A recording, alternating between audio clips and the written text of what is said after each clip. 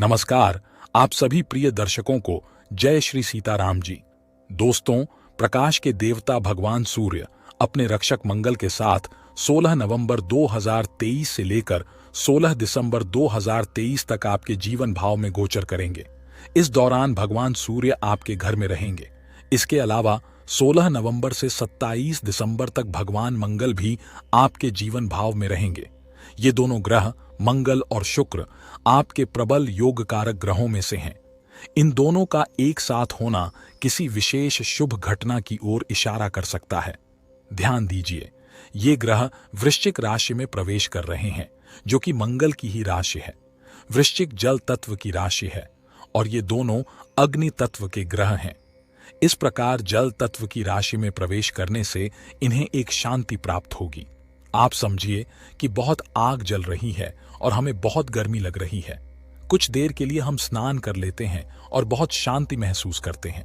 ठीक उसी प्रकार यहां भी सूर्य और मंगल शांति का अनुभव करेंगे।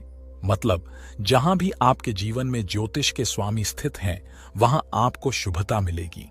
इसी हिसाब से जिस स्थान पर बार बार ज्योतिष के स्वामी स्थित हैं, पहला प्रभाव यह होगा कि 12वां घर मेरे खर्चों और निवेशों का है। यदि पहले से कोई खर्च बहुत अधिक हो गया है या हमें बहुत अधिक हानि हुई है, तो यहां भगवान सूर्य की उपस्थिति है। जैसा कि हमने कहा था, भगवान सूर्य आपके लिए हमेशा योगदायक रहते हैं। इसलिए जहां भगवान सूर्य होंगे, वह स्थान आपके लिए सुरक्षित हो जाएगा, क्योंकि सूर्य आपके योग का कारक माने जाते हैं। अब यदि इस स्थान पर खर्च और हानि बढ़ गई है, तो आगे चलकर आपको कुछ कमियां दिखाई देंगी। मंगल भी यहां उपस्थित है।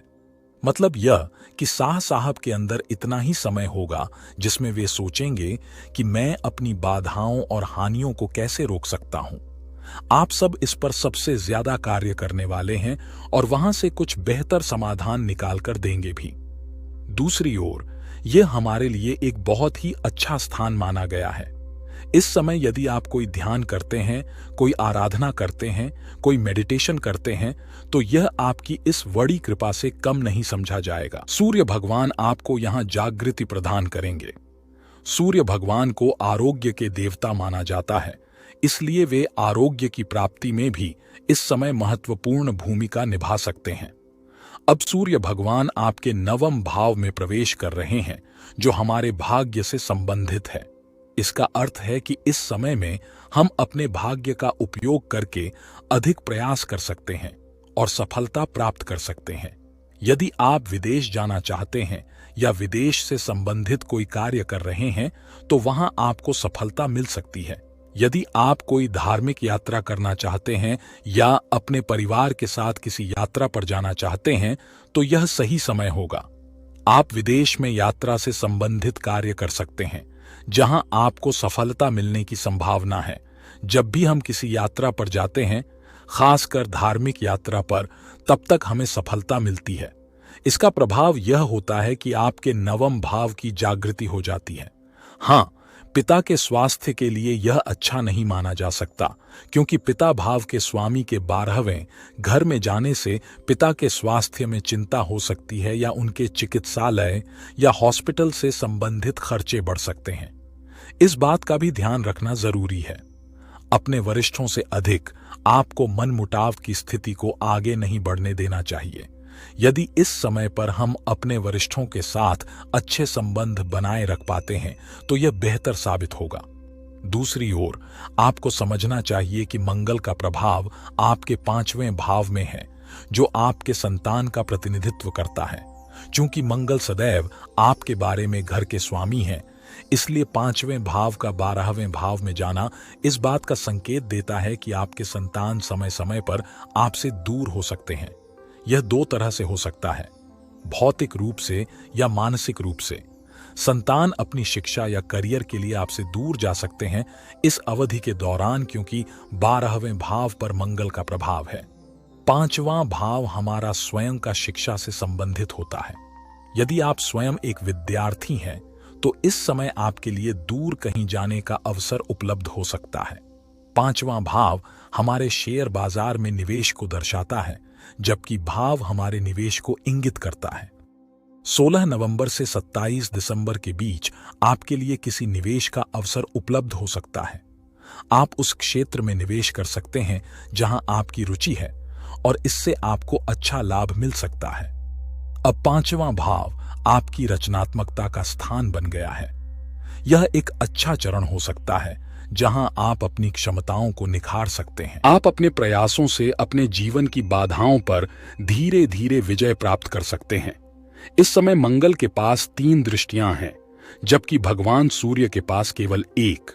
दोनों आपके छठे भाव को देख रहे हैं, जो हमारा रोग और शत्रु भाव है।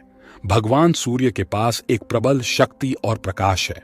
वे जिस भाव को देखेंगे उसे प्रकाशित करेंगे। वे आपके छठे भाव यानी स्वास्थ्य संबंधी परेशानियों भाव को देख रहे हैं और उससे मुक्ति दिलाएंगे। मतलब यह कि आपको वहां प्रकाश मिल गया। भाई, मतलब आपको दूसरी ओर से ऊर्जा प्राप्त हुई। यही स्थान आपका कर्ज भी है, इसलिए कर्ज से भी कोई ना कोई विकल्प सामने आएगा जिससे हम इसे चुका पाएंगे, या फिर हमें कोई विकल्प नजर आ जाएगा। इस समय ये सब संभव है क्योंकि सूर्य की दृष्टि आपके भाव पर है। अब यही स्थान आ गया है। आपके रोग, कर्ज और शत्रुओं पर भी इसकी दृष्टि है। मंगल को शत्रुहंता ग्रह माना जाता है।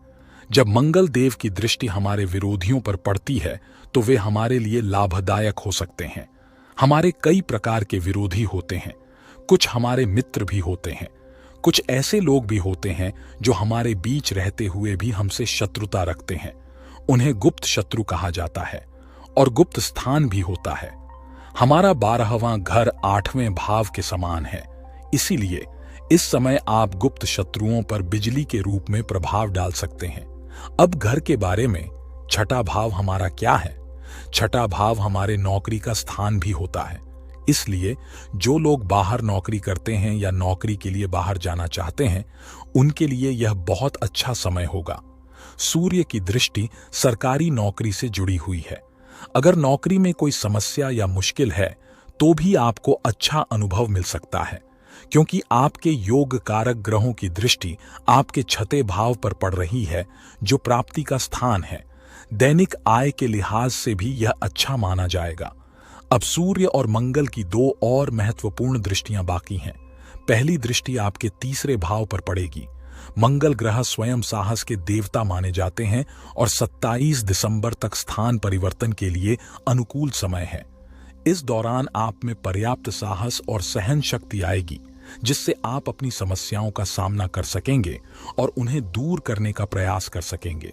यदि आप स्थान परिवर्तन की इच्छा रखते हैं तो यह समय उसके लिए भी अनुकूल है। मंगल एक शक्तिशाली ग्रह है, इससे हम में आक्रामकता आ सकती है।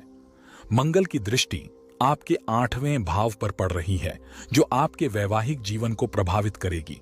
इसलिए पति पत्नी में किसी भी तरह के मतभेद से बचने की आवश्यकता है। यदि मंगल की दृष्टि 8वें भाव पर पड़ती है तो यह आपके व्यवसाय, करियर और नौकरी की रक्षा करेगा। इससे इन क्षेत्रों में कोई बाधा नहीं आएगी। मुझे उम्मीद है कि अब आप सभी ने इसे समझ लिया है। यदि मेरा समझाना आपको सार्थक लगा है तो मुझे बहुत खुशी होगी अगर आप अपना प्यार भरा लाइक और कमेंट देंगे। यदि आपने अभी तक चैनल को सब्सक्राइब नहीं किया है तो वो भी कर दें। एक बार फिर आप सभी का दिन बहुत मंगलमय हो। भगवान श्री राम की कृपा आप पर सदा बनी रहे। जय श्री राम।